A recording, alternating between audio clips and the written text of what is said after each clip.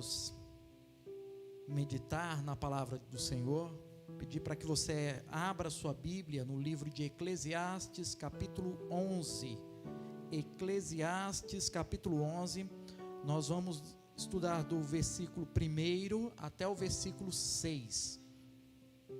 Enquanto você abre, você está aí abrindo a sua Bíblia, você que está assistindo no Facebook, compartilhe o link. Se você ainda não fez, eu percebi que alguns já fizeram, mas se você ainda não fez, aproveita esses instantes aí e compartilha. É só clicar, abaixo do vídeo está a palavra compartilhar. Você clica aí e depois vai aparecer uma janela, você clica em compartilhamento público. Por que isso? Porque assim, os seus amigos do Facebook vão também poder assistir ao culto. Eles vão acessar a sua página, vão ver ali o seu perfil e lá eles vão ter o vídeo sendo também apresentado. Então isso é importante porque, amados, porque é uma maneira de você levar a palavra de Deus para aqueles seus amigos, familiares, que normalmente não iriam procurar a página da igreja para assistir ao culto. Então é uma maneira maravilhosa de você compartilhar a palavra, de você dividir essa palavra que tem alimentado você também com outros. Então sempre que estiver acompanhando aos cultos, cultuando ao Senhor e fazendo uso do Facebook, faça esse procedimento. Pode ter certeza, você vai estar ajudando a alcançar vidas, e quando tudo voltar ao normal, você vai se surpreender, porque você vai encontrar aqui pessoas que foram alcançadas por meio desse seu gesto. Quem está acompanhando no YouTube tem a oportunidade de compartilhar, lançando o link no WhatsApp, por exemplo. Então, amados, são meios, são estratégias que o Senhor nos dá para que a gente também possa evangelizar nesse período de distanciamento social. Nós estamos fisicamente distantes, mas graças a Deus nós temos ferramentas que possibilitam que nós façamos com que a palavra do Senhor chegue a outras vidas, ok? Como você já fez isto, agora vamos voltar aqui para a leitura da palavra. Eclesiastes capítulo 11, versículos 1 a 6. E diz assim o texto: lança o teu pão sobre as águas, porque depois de muitos dias o acharás. Reparte com 7 e ainda até com 8, porque não sabes que mal haverá sobre a terra. Estando as nuvens cheias, derramam a chuva sobre a terra, e caindo a árvore para o sul ou para o norte, no lugar em que a árvore cair, ali ficará. Quem observa o vento nunca semeará, e o que olha para as nuvens nunca cegará. Assim como tu não sabes qual o caminho do vento, nem como se formam os ossos no ventre da que está grávida, assim também não sabes as obras de Deus, que fazes todas as coisas. Pela manhã semeia a tua semente, e à tarde não retires a tua mão, porque tu não sabes qual prosperará, se esta, se aquela, ou se ambas igualmente serão boas. Amém? Amados, o livro de Eclesiastes é um dos livros poéticos, ou seja, a linguagem dele não é uma linguagem direta, clara, é uma linguagem figurada, é uma linguagem poética. Então ele usa, de alguns elementos para nos falar a respeito de verdades espirituais. Então ele usa uma linguagem figurada para falar a respeito de realidades para as nossas vidas. E nós podemos muito aprender com esse livro. Esses versículos que nós acabamos de ler, em especial o versículo 1 e 2, ele, por conta, esses versículos, por conta dessa linguagem mais poética, faz com que alguns os interpretem de uma determinada forma, enquanto outros interpretam com outro sentido, mas a aplicação é sempre a mesma. Alguns entendem que aqui, quando o pregador está dizendo, lança o teu pão sobre as águas, porque depois de muitos dias o acharás. Ele está falando a respeito de uma maneira de plantar, que quando, na época da cheia, em que os campos estavam alagados, o semeador deveria vir lançando a semente sobre as águas, porque essas afundariam, e quando as águas baixassem, quando viesse o período da estiagem, e que o nível da água baixasse, as sementes já estariam germinando. Então já teria adiantado o período, né, da plantação, e a colheita ela se daria mais rápido. E quando ele entra no versículo 2, falando em repartir, estaria falando de uma atitude generosa, de dividir aquilo que se tem com aqueles que necessitam. Essa interpretação ela é acolhida, né, é tida por muitos estudiosos, e é uma realidade. Contudo, há uma outra interpretação desses versículos, e que vai servir de base para a nossa meditação nesta noite, que é defendida por alguns teólogos, e eles entendem que esse versículo 1, na verdade, quando fala lança o teu pão sobre as águas, ele na realidade está falando o quê? A respeito do comércio marítimo, em que a plantação, o fruto, né, o resultado da colheita era exportado para as outras nações. Israel então colhia os frutos e o excedente era vendido para outras nações. E um dos meios que eles usavam para essa venda, para esse transporte, era o meio marítimo. Então os grãos eram levados por meio de navios. E quando a gente analisa e vê que quem escreveu o livro foi o rei Salomão, um homem extremamente inteligente, e que durante o seu reinado nós tivemos ali uma época de esplendor, de grande glória de Israel, de grande fortuna, em que eles cresceram muito economicamente, e vemos a maneira como ele fazia o comércio, nós conseguimos compreender um pouco isso, que ele estava falando justamente disso, de exportar por meio do mar. E por que isso então? O que traz isso de interesse para nós? Isso nos diz que o exportar utilizando o meio marítimo, amados, ele não era o meio mais simples, não era a forma mais simples, porque você tinha outras maneiras, por estradas, usando animais, que era até um meio mais seguro. Pelo mar era um meio mais arriscado, era um meio mais complexo. Só que essa complexidade resultava em um retorno maior, porque o navio que ia carregado, quando retornava, ele já trazia algumas especiarias, já trazia ouro, já trazia alguns produtos que Israel comprava de outros povos. Então era uma via de mão dupla. Então, apesar de ser muito arriscado, o retorno era maior. E no versículo 2, quando fala reparte em 7 ou reparte em 8, ele está aconselhando para que não fosse carregado toda aquela carga, todo aquele volume em uma única embarcação, porque se tivesse algum problema, se ela viesse a naufragar, tudo estaria perdido. Então ele aconselha a dividir em vários navios, porque se perdesse um, os outros chegariam até o destino final. Então era uma maneira inteligente de diminuir os riscos. E o que nós podemos aprender então, lendo a respeito desses versículos, amados? Nós aprendemos a respeito de ousadia. Porque o pregador aqui, ele fala, olha, não vamos usar o meio mais simples e mais convencional, mas vamos ousar. Vamos sair da nossa zona de conforto. Vamos além daquilo que nós já estamos acostumados. Haverá uma dedicação maior? Haverá um esforço maior? Sim, mas o retorno também será maior. E essa é uma verdade.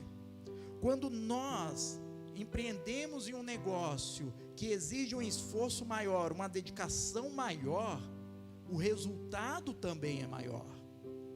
E inversamente, quando nós nos dedicamos a uma coisa mais simples, mais fácil, o resultado ele é menor. Então, quando você quer alcançar algo maior, você tem que ter ousadia para isso. Quando você quer chegar além, você tem que ter ousadia para sair da sua zona de conforto, para sair daquele lugar que você já está acostumado, para sair daquele método que você já tem por habitual. Porque se você há muito tempo está fazendo a mesma coisa, da mesma maneira, obtendo um determinado resultado, esse resultado não vai ser maior se você mantiver exatamente o mesmo método, mantiver exatamente o mesmo esforço e a mesma dedicação. Então, se você quer algo maior, se você almeja algo ainda melhor, necessariamente tem que haver da sua parte a dedicação, a vontade, o interesse em dar um passo além, em ir além daquilo que você está acostumado. O problema é que muitas vezes a pessoa fala: não, mas para mim não dá, porque eu só sei fazer aquilo que eu sempre fiz, eu só sei trabalhar com isto, eu sempre me dediquei a isto. Então você vai continuar onde esteve. Esta é uma realidade. Não tem como você chegar além continuando exatamente onde sempre esteve. Outros dizem: não, mas para mim não dá mais, eu já estou velho, o tempo para mim já passou. Não existe isso. Há muitos jovens que agem infelizmente como se já estivessem no final da vida, não ousam.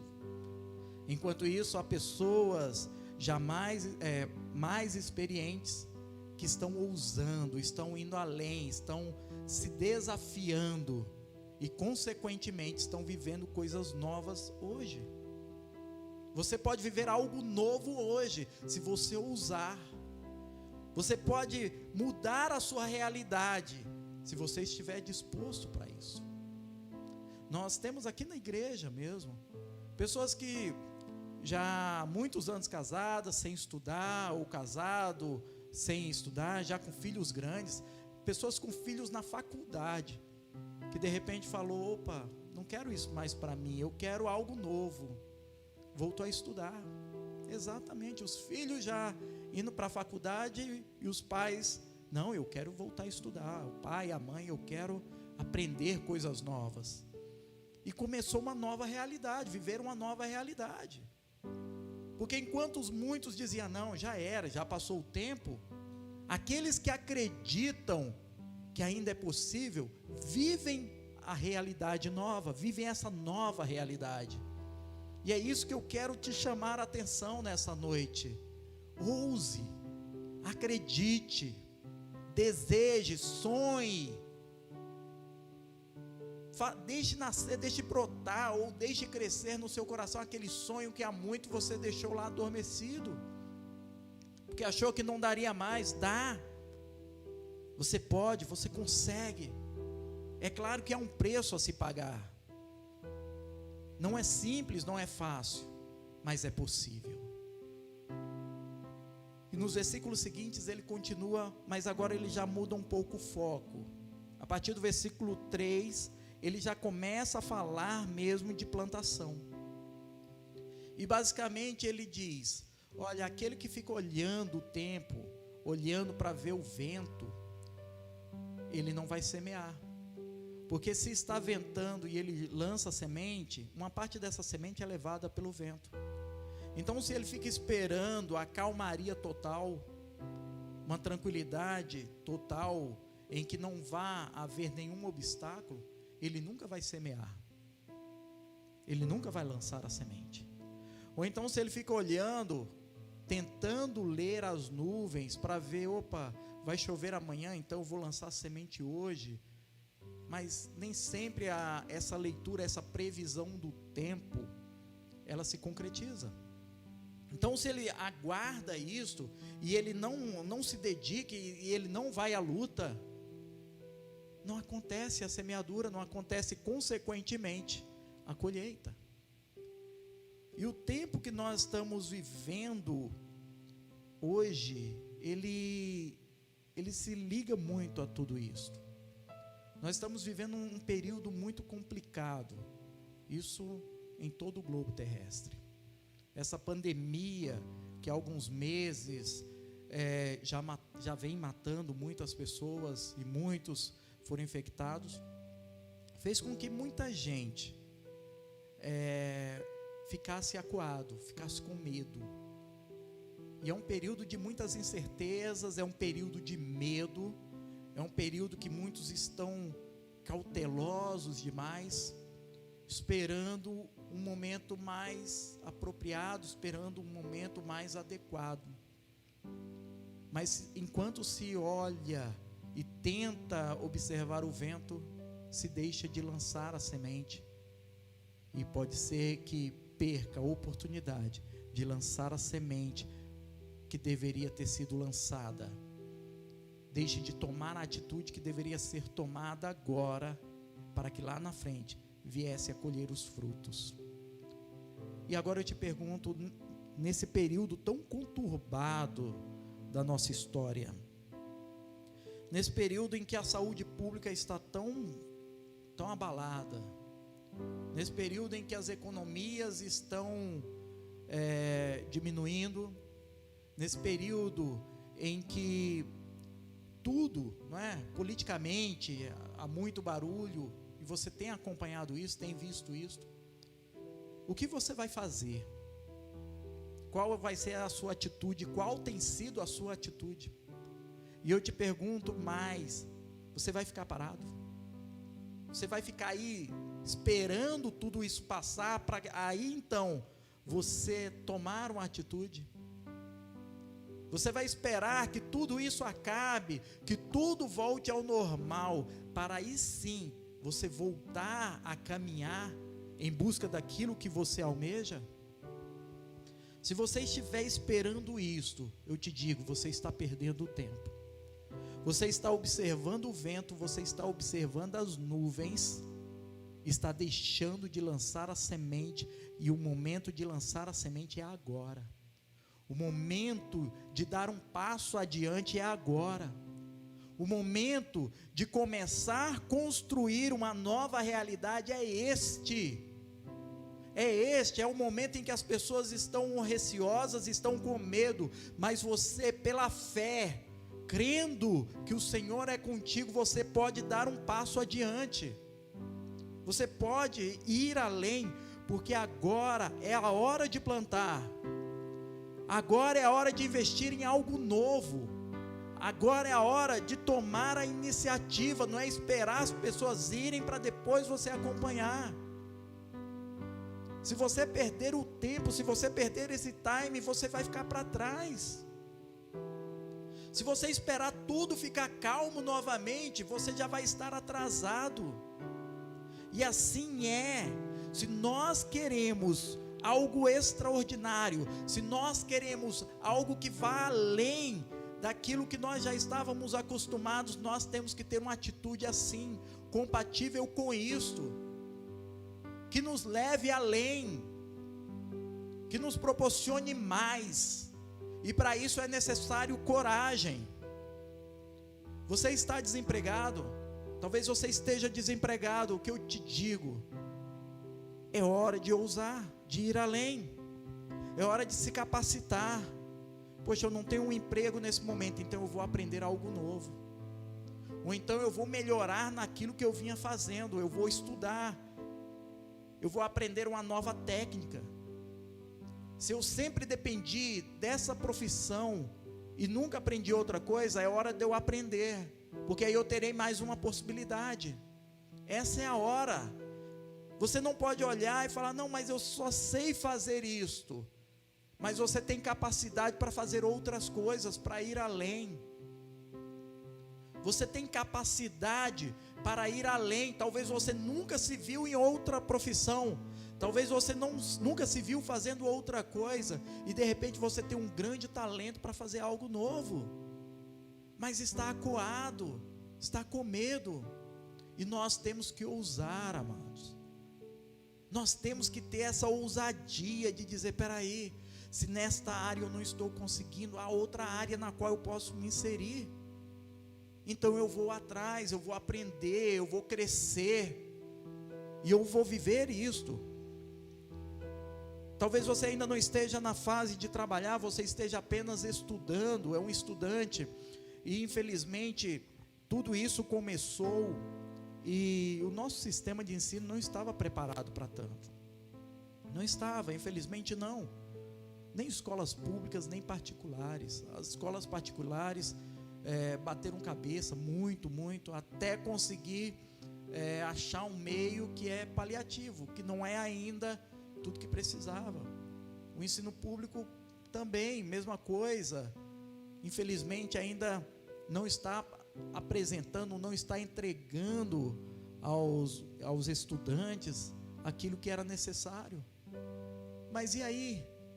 Você vai esperar voltar à normalidade para voltar a aprender verdadeiramente? Então, se você não está tendo de repente as aulas online, se você não está conseguindo acompanhar, sua escola não disponibilizou, você vai fazer o quê? Vai dormir o período em que você estaria na aula? Ou então vai ficar assistindo TV, fazendo outra coisa, jogando? Não. Fala: poxa, talvez eu não tenha as ferramentas que eu precisaria, mas eu tenho alguma coisa e eu posso correr atrás. Quando se quer, se faz. Se você fala: não, eu quero, e eu não vou ficar aqui nesse mesmo lugar, eu não vou esperar as coisas se normalizarem, para eu voltar a ter uma educação como eu precisava, para ter um ensino adequado, eu farei isso, eu vou correr atrás disso, e assim se faz. Não há desculpas, então nós temos que criar isto. Algum tempo atrás eu vi uma reportagem que falava a respeito de uma moça que passou do concurso da Polícia Militar lá do estado de Goiás, e ela não tinha recursos para pagar um curso, para pagar um cursinho preparatório. O esposo dela, Gari, varria as ruas da cidade, e os livros que ele encontrava jogados na rua, os livros que as pessoas descartavam nos seus lixos, ele levava para casa, e a esposa utilizava aqueles livros para estudar. E foi assim que ela foi aprovada no concurso para a Polícia Militar do estado de Goiás. Recursos não tinha, os meios eram aqueles que outras pessoas jogavam fora. Obrigado, meu pastor, Deus abençoe. Eram aqueles que para outras pessoas era lixo, mas para ela se tornou o meio, a ferramenta que ela fez deles, a ponte que a levaria até o sonho dela, até o objetivo dela. Então você que às vezes perde horas e horas do seu dia, saindo do WhatsApp, entrando no Instagram, depois indo para o Facebook, TikTok, etc. Se liga, presta atenção. Você tem aí na internet muito conteúdo que pode te ajudar a crescer, a ser o diferencial. E quando todo mundo voltar à classe de aula, voltar à escola, você já pode estar além. Enquanto todos estarão ainda reaquecendo-se, falando: não, agora vamos voltar a aprender, você vai dizer: não, eu não parei. Então nós não podemos ficar esperando as coisas melhorarem, a gente não pode ficar esperando tudo voltar ao normal. O tempo é agora, a dedicação tem que ser agora. E aqueles que forem ousados, que derem esse passo adiante agora, vão colher. Enquanto muitos estiverem batendo a ferramenta no solo, para depois preparar o solo para começar a plantar, aqueles que neste instante forem ousados, eles estarão colhendo. Eles estarão colhendo. Então é necessário ter visão, é necessário ser ousado, é necessário seguir o exemplo aqui que o pregador dá, para que você possa ter uma vida abundante. E o mesmo eu digo em relação à vida espiritual. A gente às vezes conversa com as pessoas ou recebe notícias de pessoas que estão dizendo: poxa, está tão difícil ficar sem ir à igreja, sem ir ao templo, sem ir ao prédio. É tão difícil. Era tão bom quando a gente se reunia e cantávamos os louvores todos juntos e nos abraçávamos, e Deus começava a fazer algo extraordinário no meio, o fogo caía e era maravilhoso. Sim, é maravilhoso isso, e um dia nós estaremos aqui, nessas cadeiras que estão vazias agora, nós estaremos fazendo isso, a equipe de louvor vai estar aqui ministrando, as meninas estarão dançando, e o restante da igreja estará aqui, vai ser algo extraordinário, nós viveremos neste lugar ainda maravilhas do Senhor. Mas só que isto não quer dizer que nesse instante, nesse período, nós não possamos ter experiências extraordinárias com Deus. É triste ouvir alguns falando: olha, para mim está difícil, eu não consigo acompanhar pela internet. Não gosto, não é a mesma coisa. O Deus é outro, não é o mesmo Deus. A nossa necessidade de relacionamento pessoal com Ele, ela não existe mais. Então, o que mudou nisso? Nós continuamos sendo dependentes do Senhor e tendo a necessidade de nos aproximarmos dEle e nos entregarmos por inteiro e prestarmos um culto em espírito e em verdade. Isso não mudou, isso nenhuma pandemia pode alterar, ela continua sendo necessária. A nossa relação com Deus, ela tem que estar firme. E se você fala: não, estou muito frio, então comece a se aquecer. Se você está desanimado, então olha e fala: peraí, o meu Senhor vive, o meu Redentor vive, e eu tenho o privilégio de poder cultuá-lo na minha casa, então assim eu farei. Eu tenho uma Bíblia que eu posso ler e eu posso me alimentar, o Senhor fala ao meu coração quando eu a leio, e isso eu farei. Se eu estou triste, se eu estou angustiado, se eu estou preocupado, eu posso dobrar os meus joelhos e levar tudo ao meu Pai, e Ele vai me ouvir, e Ele vai atender ao meu clamor. Meu amado, se você está esperando os cultos voltarem aqui, para que você volte a se reanimar, você volte a ter ali a presença do Senhor, você está enganado. Não tem que esperar, não tem que aguardar, pelo contrário, o momento é agora, é o momento em que você mais tem que buscar a presença do Senhor. Fala: Senhor, eu preciso, eu necessito, eu estou carente do Senhor, eu preciso, ó Pai. Eu não tenho mais a oportunidade de estar na igreja abraçando os meus irmãos, de vir alguém orar comigo para que eu possa chorar e desabafar, mas eu tenho o Senhor, e é ao Senhor que eu vou orar, e é o Senhor que eu vou buscar. Então, ó Deus, então venha cá, Pai, vamos, em um momento só nosso, ó Senhor, e eu quero desabafar, eu quero reconhecer quem Tu és na minha vida, eu quero Te render graça, Te render louvor, e eu sei que o Senhor vai me ouvir, e vai tirar o vazio que está no meu interior, e vai reacender a chama, vai reaquecer, e quando tudo voltar ao normal, amado, você não vai precisar vir aqui para se reaquecer, você já vai chegar como uma brasa viva, e outras brasas vivas chegarão, e a coisa vai, aí sim, aí você vai ver as labaredas, mas isso só vai viver aquele que nesse momento for ousado, sair da zona de conforto, der um passo adiante, falar: Senhor, eu vou viver, agora eu vou lançar semente, porque eu sei que eu vou colher, e eu vou colher em abundância, e eu vou colher, Senhor, algo extraordinário. Então, amados, o momento é já. A hora é agora. É hora da gente começar a reescrever uma nova história em nossas vidas.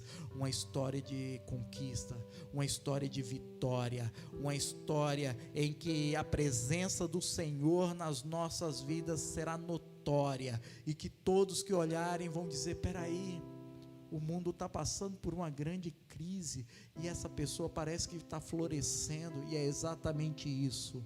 É isso que você tem que viver.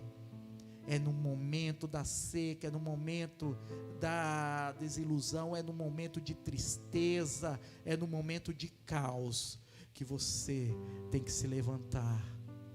Não como aquela árvore que caiu e que morreu e acabou, mas sim como aquela árvore que, mesmo caída, junto aos ribeiros, ao cheiro das águas, volta a florescer, volta a ter folhas, volta a surgir novos ramos.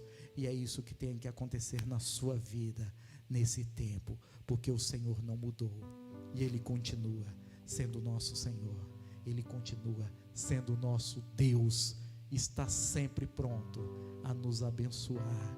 E é isso que nós viveremos, se não desanimarmos, em nome de Jesus. Agora vamos orar. E se você